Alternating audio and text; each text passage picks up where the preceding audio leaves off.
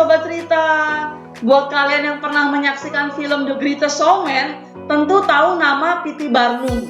Dia merupakan tokoh nyata, yaitu seorang performer dan promotor asal Amerika yang sukses besar dalam karirnya. Dia menciptakan Ringling Bros dan Barnum and Bailey Circus pada tahun 1871. Nah, kali ini aku mau bahas manusia-manusia paling unik di dunia yang menginspirasi film The Greatest Showman.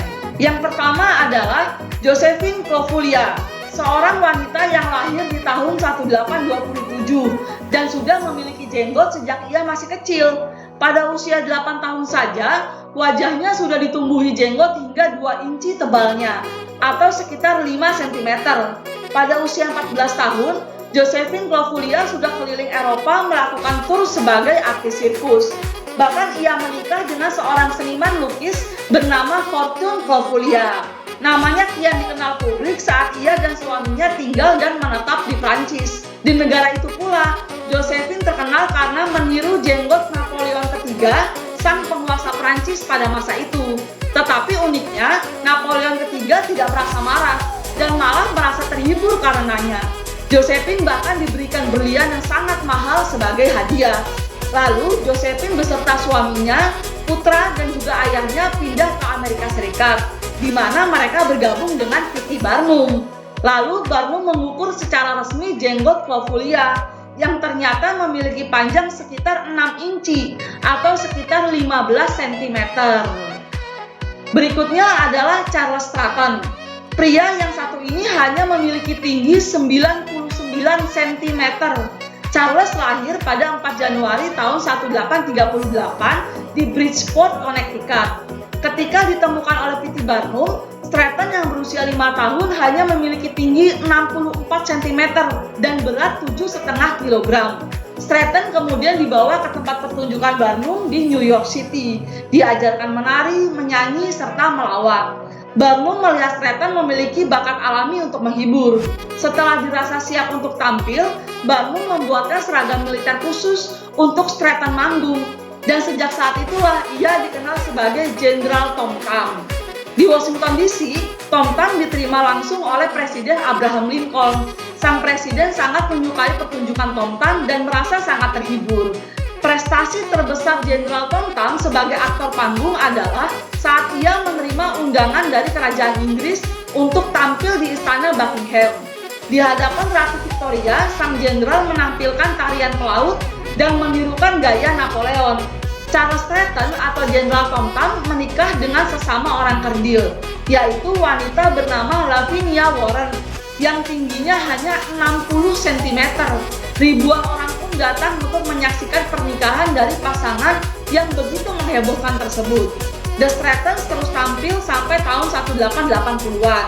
Tahun 1881, Jenderal Tom Thumb melakukan tur terakhirnya bersama Sirkus Barnum bertajuk Greatest Show on Earth. Nah, pertunjukan inilah yang menginspirasi film The Greatest Showman. Ketika mereka pensiun di Middleborough, Massachusetts, mereka memiliki rumah besar yang dibangun dengan perabotan kecil yang dibuat khusus. Di sanalah pada tanggal 15 Juli tahun 1883, Charles Stratton yang telah mempesona masyarakat sebagai Jenderal Tom Thumb meninggal mendadak karena stroke pada usia 45 tahun. Setelah itu ada Fedor Jevtyshev, lahir pada tahun 1868 di Saint Petersburg, Rusia. Fedor Jevtyshev memiliki nama lahir Fedor Petrov.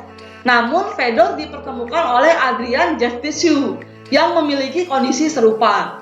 Mereka memiliki rambut yang menutupi hampir seluruh wajah mereka. Seorang pengusaha mengundang keduanya tampil bersama dalam sebuah pameran lokal. Keduanya langsung terkenal. Adrian berusaha melindungi Fyodor sehingga memberinya nama belakang dan menjadi ayah angkatnya. Pada 1883, Adrian dan Fyodor diundang untuk tampil di luar negeri. Sejak itulah mereka menjadi bintang pertunjukan orang aneh di Eropa.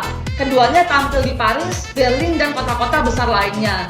Namun tidak lama, Adrian Jevtyshev meninggal karena menjadi pecandu alkohol. Sementara itu, Fyodor terus tampil dan bahkan melampaui kesuksesannya di Eropa. Lagi-lagi, P.T. Barnum, seorang pengusaha pertunjukan terkenal asal Amerika, mengundang Fyodor bergabung dengan sirkusnya. Tak lama ketenarannya segera menyebar ke seluruh Amerika. Lalu Barnum membuat kebohongan panggung untuk Fyodor supaya membuat penonton yang terpesona makin penasaran.